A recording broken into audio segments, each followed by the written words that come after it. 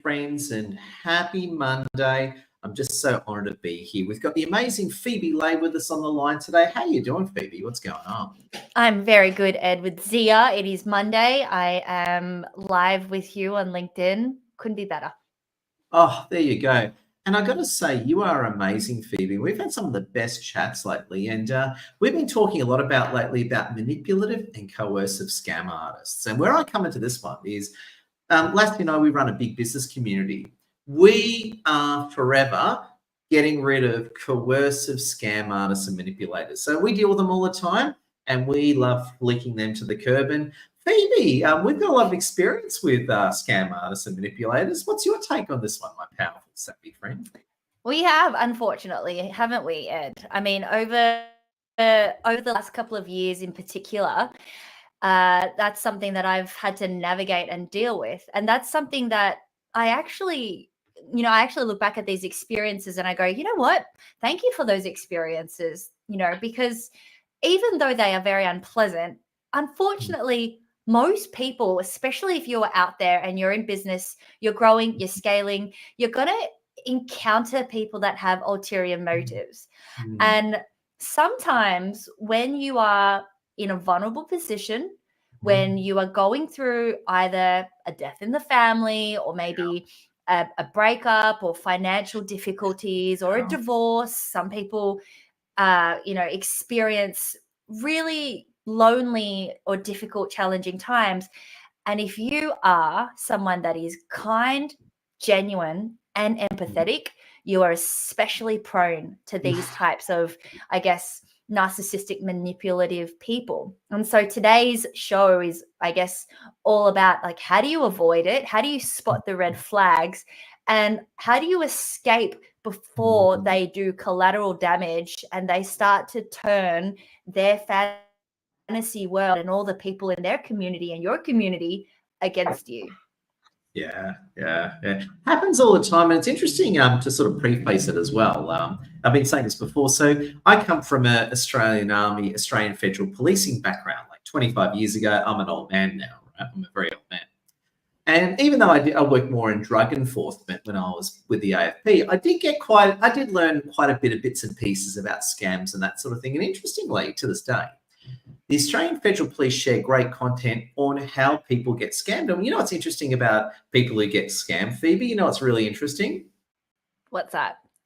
They're all very intelligent people. They're all really smart people. And then you're going to say, hey, hang on, Ed, if smart people are getting scammed, how does that work? It's exactly what you said before. The way people get scammed is quite often they're intelligent people, but they're at a low point in their life. They're vulnerable. And like the vulture pecking on the corpse, these predators, these coercive scam artists, they can see the broken wing from a mile away, so they come in for the kill. And that's what the AFP says. What do you think of that one, Phoebe? I absolutely agree. So just as you are intelligent doesn't mean you are immune to being coerced, scammed, lied to. And I was speaking to someone about this today, actually, and she was saying to me that sometimes we're like, as a decent, healthy, rational person, we would never ever think that there are people out there that will come up with such bizarre stories and such, I guess, the only way to put it is that it is bizarre. It is completely out of the normal. And when that happens, what normally occurs in the mind of the people that are being lied to or manipulated slowly, what happens is there's a rational thought that most rational people would think, and it is, most people wouldn't say this, so it must be true, or surely he or she wouldn't be lying because, people don't lie about this stuff, surely, and they get sucked in. And, and then, of course, then there's that whole phase where that person might love bomb the other person. So they will they will future fake and basically create this amazing fantasy and idea of what's to come. It might be that, there's lots of money to come. Maybe maybe you're in business and they're saying to you, yeah, there's millions of dollars on the way and all this stuff, all these promises. Or it might be that in a relationship, it's like, yeah, we're going to have children and we're going to have the house and we're going to have the dogs and it's going to be the life that you've always dreamed of. And they future fake. And what happens is very kind, smart, intelligent people who might believe this person will hold on to that. They will hold on to this idea that, well, I've already invested this much. I've already, I'm they're seeing the best in the other person as well. And what happens is they pretty much get pulled in, they get sucked in. And before you know it, this could end up being quite detrimental to not only your mental health and your self-esteem, but also your business. Let's talk about that actually, Ed. Like, let's talk about the financial, ramifications of people that end up being sucked in. What, from your experience anyway, what have you seen in either your community or through your own experience? What have you seen has happened to people that end up, being lured in and believing these types of perpetrators? Well, the answer is they usually go out of business. That's the problem, right? So if you, for example, a very good example, I actually got scammed very early when I started my business like 10, 12 years ago, but I got out of it very, very quickly, right? So how can I say I got caught up in the trap, but then I got out of the trap very quickly. I was very lucky. You escaped. I escaped. But I'll tell you my story because I was very lucky to get out of my trap, but if the trap got me, I could have lost my business and we wouldn't be talking now, right? So I'll explain to you the trap that I got caught in because I know I have this conversation with a lot of people. So I was basically bought into this networking group, right? Not our networking group, not anyone today, but I was bought into this networking group that was very aggressive, very domineering, and very forceful. And it cost thousands of dollars to join, right? And they were very threatening. Like, if you don't join our network, you're going to fail in business and this and that, right?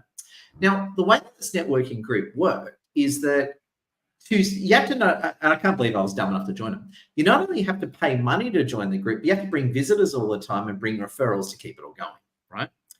Now, what happened was, in the group I was in, I was dumb enough to pay, but I'll come back on that one.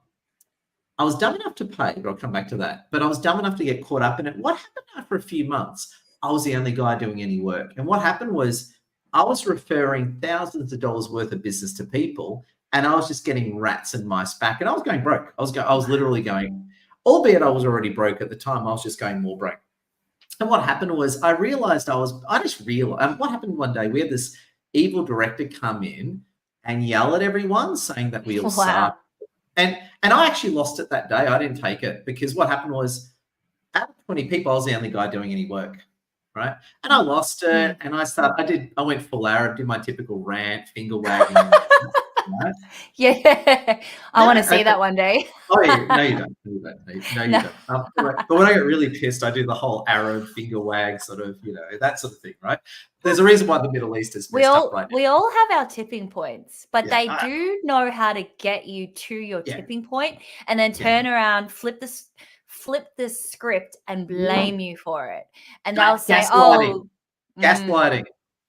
Yeah. And then you're the crazy one, right? You become the insane one, and they get to make up their stories about you. It's very funny. It's actually very, very entertaining how these people work because it all revolves around this, I guess, fantasy and idea and this inflated ego, this grandiosity where they are here and they're the good guys or they're the good people, and everybody else is harmful or threatening, and they like to make people feel like they are the victim. And if you don't play along with their scripts, with their fantasy, with their idea of like this is how the world operates in their mind, you become their enemy. And that's a very, very intense place to be in. And you and I have both been in that situation. I'm currently in that situation right now. Yeah. And I can say that it is much better to be escape, not coercively controlled by someone that has an ulterior motive that's trying to trap you, that's trying to in my case, I'm going to share, I was in a relationship with someone that within 3 months got an engagement ring, had it on lay-by because he didn't have money to buy it. And then within a year bought a second ring when he, like conned other people into lending him money. And he, without he was love bombing me, even right until the point when I left, he was still trying to trap me. But so I'm going to share with you guys. So we are for those that have just tuned in, we are talking about narcissistic abuse. This is a topic that a lot of people might not realize they are in until it's too late. And this is something that everybody should pay attention to, because it can happen, as we say, to anyone. And it can happen when you least expect it, usually when you are going through a difficult time, or usually when you are vulnerable. And so the narcissistic abuse, it's good to just understand it, not be obsessed with it, because obviously we've got better things to be doing with our days, things that are meaningful, and we have our lives. But it is really important to be aware of the signs, because if you don't know the signs, what happens is when it happens to you, it's very, very hard to get out of it, because you are being lured in. There is gaslighting, which is basically a type of confusion where you start to question your reality because that person's telling you that what you're feeling and experiencing is not real. And essentially there's this calm before the storm. So I'm just going to share the 4 stages that happens when you are being manipulated by someone that's potentially narcissistic or has narcissistic personality disorders, and how to get yourself out of it. So the first stage, or the first phase, is the idealization phase. So this is essentially, Ed, what you've just shared, where, at the start they give you all these promises, it's going to be great, your business is going to scale, or in my case, you're going to have all your dreams come true. We're going to travel the world and have kids and live in that, big house, white picket fence, whatever it is that men use to lure women in when they're wanting, that next stage or whatever. So that the narcissist. If I can just jump in there for a second, and I'm just going to, again, we've got to be careful what we say because we're on a live stream here, but it's a bit like, I see this all the time where men will sort of promise a woman a future of a long-term relationship just to basically jump in bed with them. And I think it's disgusting. It's sort of like a predator guy will meet a woman who wants a long-term relationship, and they'll just tell them what they want to hear just to get them in bed. And once they're done, they're done. And I hear this all the time, Phoebe. It happens all the time, and it's sad, isn't it? It's horrible. And the aftermath of that is for the victim or for the survivor is insane. I've been reading so much about this. It takes years for someone to recover from that kind of abuse. And it's one of those things where they're like they're a wrecking ball, right? They come in and then they move on. And they move on to the next person, the next supply, the next victim, whatever. But they leave these horrible, this aftermath where people just have to pick up the pieces and deal with it. So if you can avoid that happening to you early by understanding the signs, you will protect yourself. And essentially, once that person showers the other with affection and makes them believe they've found their soulmate, or they found that perfect way to grow their business, etc., there's a euphoric rush of emotions, of dopamine, of oxytocin, serotonin, and these, I guess, you end up hooked, right? Like, Ed, you've shared it. Have you experienced that dopamine rush where you're kind of like hooked? Oh, all the time. You're talking to a continual junkie, right? It's sort of like, you enter something, right? You enter something, and again, we're talking more scammers and coercion here, where they tell you what you want to hear. They create the fantasy world, right? They create that fantasy world, and you just want to buy into it. You just emotionally want to buy into it, and then you kind of own the fantasy world. You sort of then defend the fantasy, and that person just exploits you, right? So where I've, like, business-wise, I haven't been exploited that much. But before I met Wonderful Lassie back in the day, I had some women certainly humiliate me and take advantage of me. So there you go. So I know the feeling. So even though I'm a dude, I've had the opposite occur. I've had the toxic lady take advantage of me and, humiliate me and make me look like a moron. So, it's incredible. And I think, again, talking in general terms here is, I like what you said. They create that sort of world, like be it your business, you're a multimillionaire with a house on the beach, or you're married with kids and big house. They give you that fantasy and then get you to buy into that fantasy. And like, once they got you, they got you. It's very hard to get out, isn't it? Yeah, because then there's the calm before the storm. So things will settle into this deceptive calmness, and you share your vulnerabilities, you open up, they continue to provide validation, they keep you hooked on their approval, and they make you they're making all these empty promises and assurances, and you believe them. And so this can happen to men and women. This can happen to whether you're intelligent or not. All it takes is you being a decent person and believing someone for what they say at face value. And, if you aren't seeing evidence of this person practicing what they preach and doing your research on that person in the business sense, you can end up being, deceived. And then the tension will essentially build. So this is phase 3, where just because just because of the fact that we are human, we have emotions. So by that stage, they are subtly really taking a dig at your self-esteem or making you question yourself or doubt yourself. Then there's gaslighting, there's devaluation, there's a bit of rejection. It's subtle, they're undermining you, and their words, just little tiny little things that they say, will cut deep. And because you think that, in a relationship sense, you think that that person's the love of your life. So when you hear these words, you start to doubt yourself, or you start to believe them. And so that's the 3rd phase. The final phase is hoovering. So this happened to me about 5 times. Hoovering? You mean like vacuum clean? Like a vacuum. Yeah. Oh, like a vacuum, like just like hoovering sucking with a vacuum cleaner. Yeah. So basically what they do is they see that you're doubting them, and they start to notice that, okay, that person is about to leave now. I'm going to hoover them in.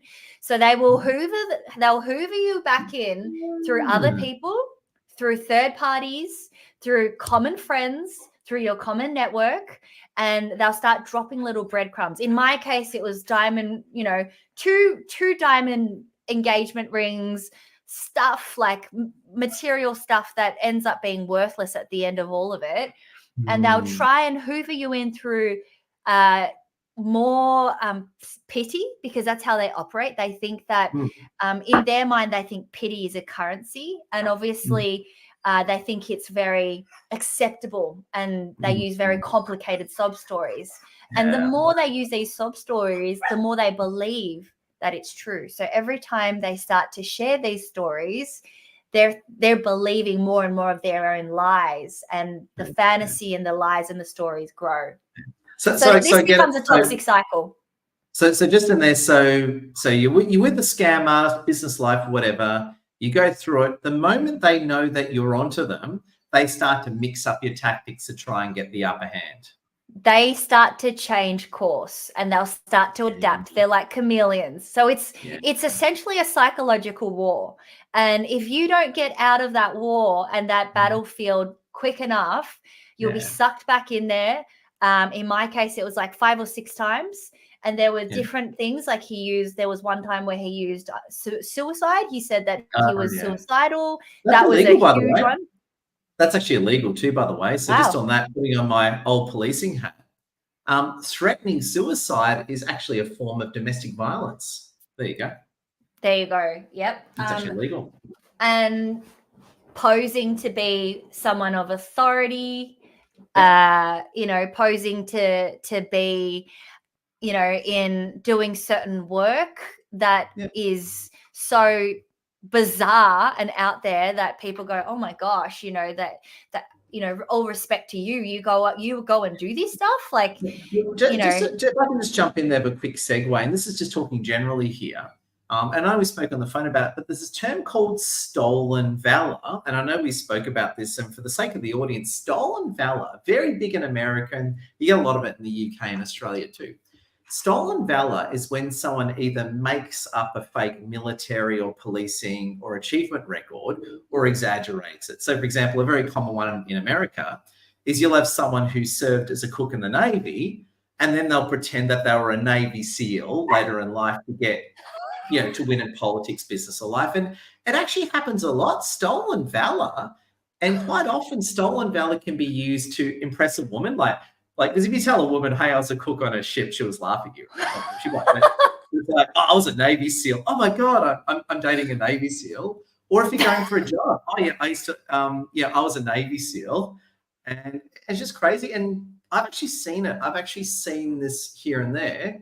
So people use stolen valor to either win in a relationship or con someone in a business deal. So, and stolen valor in Australia and America is very illegal. You go to jail for it too. Very, very illegal.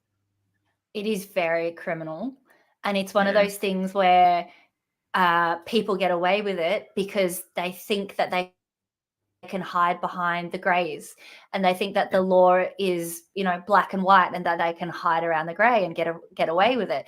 But essentially, it will come back and bite them at some point if enough victims come forward and actually share their experiences. And that's what's really powerful about sharing your story, because we have a voice, and staying silent only allows the perpetrator to continue doing that because they think they can get away with it. But if we actually use our voice and we actually stand up for what we are entitled to, and we actually stand up to the perpetrator, then more and more people will do it.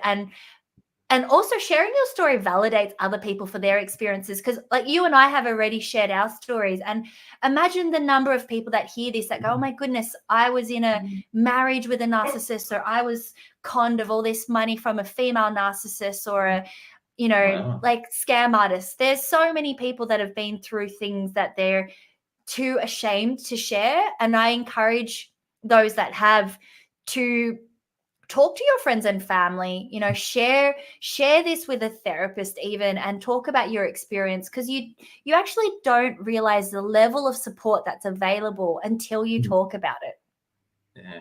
And here's the thing, I'll tell you now, everyone's been scammed in some way or another, right? Be it you've been scammed for that overpriced trinket in Thailand or Manila or Vietnam, right? Or be it you've been scammed for something big.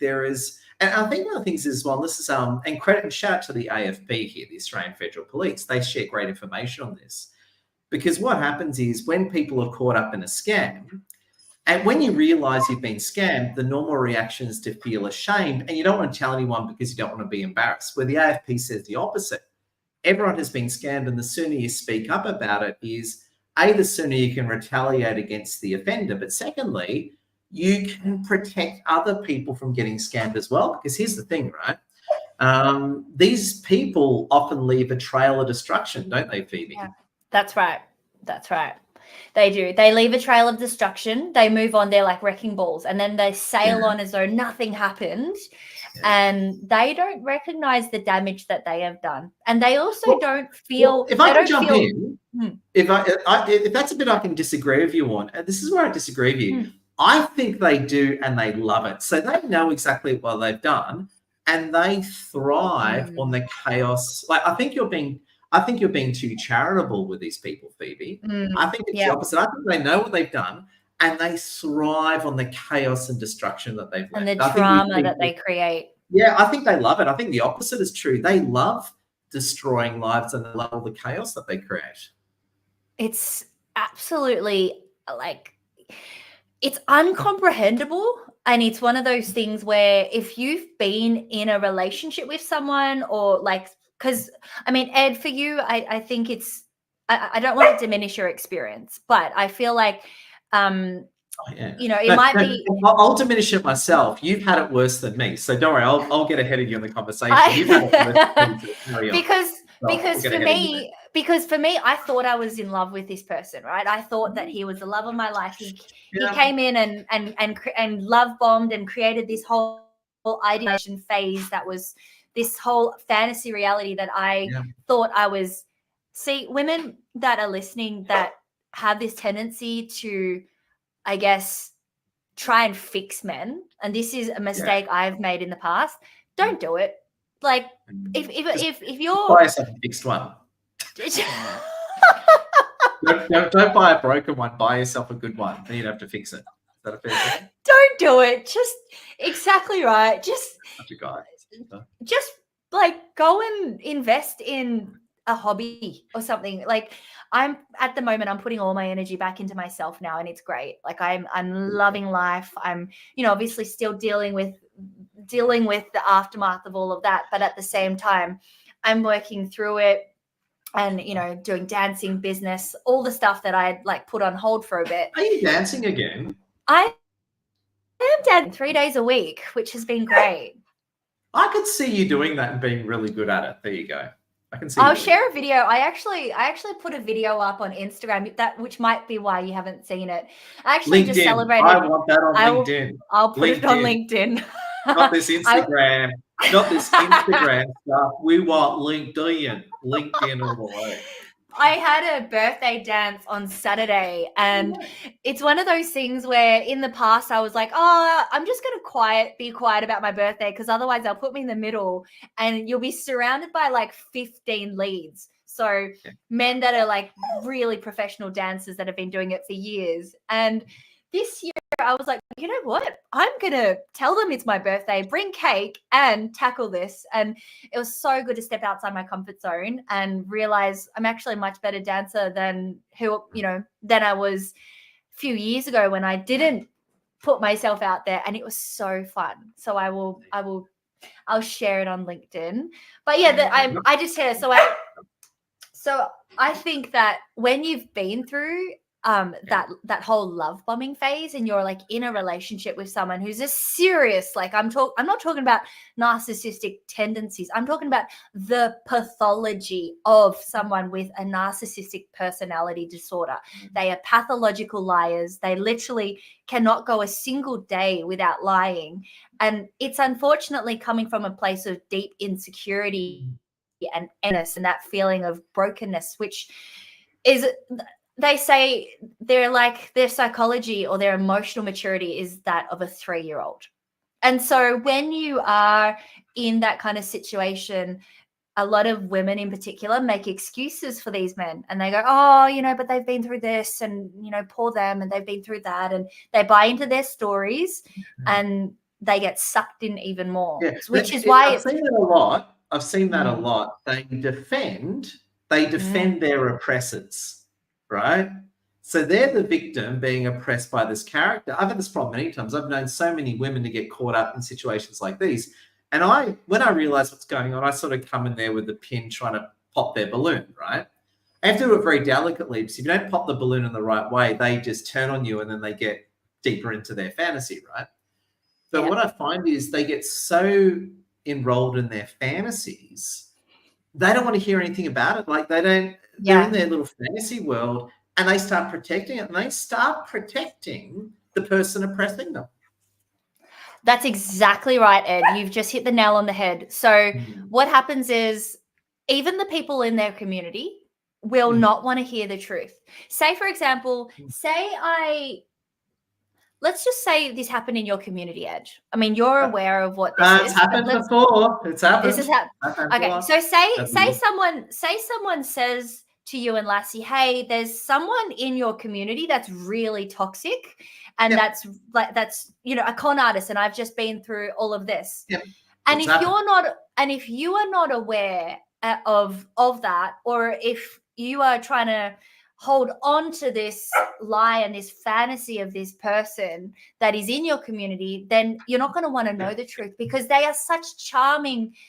Usually the narcissist is so charming and powerful and influential in his own little bubble and circle that the people want to protect that person's image as well, because they don't really want to know the truth. They don't want to face the reality that this guy or girl is not real, because it's so fun. It's like, oh, but there's no one else as out there and crazy and as funny and as charming as this person, and so they hold on to those beliefs. And Yeah. that in itself is it's basically a delusion. Yeah. It's a delusion. Oh, well said. So, Phoebe, I'm going to ask you, and to anyone watching, what do you say to people as a wrap to spot that they're being scammed and how to get out of it? What are some of your amazing thoughts as a wrap there, Phoebe? Yeah. So to wrap it up, what I would suggest is when you are in those situations, if you are starting to see red inconsistencies, you're noticing that someone is regularly lying and it just doesn't feel right, like in your gut, it doesn't feel right. Whatever you do not tell that person that you are feeling like there's a sense of that something is off. That's rule number one. And that's the one mistake that I made. Because I remember when I don't told give this away your person position. Don't give away do your not position. give away your position. Yeah. That'll be Because good to you. and it happens, it's very hard in a romantic relationship because usually in a normal healthy relationship, you talk about things. You're like, hey, this is feeling off about us and we should work on this, da da da. But if you do it with a narcissist, what they'll do is they'll turn around, they'll probably walk out at 1 a.m. and then say, oh, she kicked me out at 2 a.m. She's a psychopath. I had no car, poor me. And then they'll tell your friends and your common friends and family that you are the abuser, right? So don't do that. Number two. And just on that, what a lot of manipulative people are good at doing is, and this comes out of Stalin said the same thing. So shout out to Stalin from the Soviet Union, right? Big shout out to Stalin, right? I say that obviously satirically. What Stalin used to say was always accuse your enemy of what you're doing. So always, Stalin used to say this all the time, always, and this is straight out of the lefty playbook of Marxism. And you see this a lot in politics today as well. Always accuse your enemy of what you're doing. And that's what they do. And that's something to really keep it in the back of your mind. So the thing I would suggest is talk to your friends and family that aren't involved with this person. That is key, because anyone that is involved with this person is probably part delusional too, because they don't really know the person well enough. They're only seeing the love bombing phase. They're only seeing the good parts. They don't want to know. They don't want to believe it. So don't talk to mutual friends. Talk to an external friend or an external family member or someone that can look at it from outside the box, and go and see a professional. Like I think that we undermine this whole, there's this stigma of seeing a therapist. Sometimes I know myself, I always thought, no, I don't need one. I'm good. I'm fine. I've got books, podcasts, friends, coaches.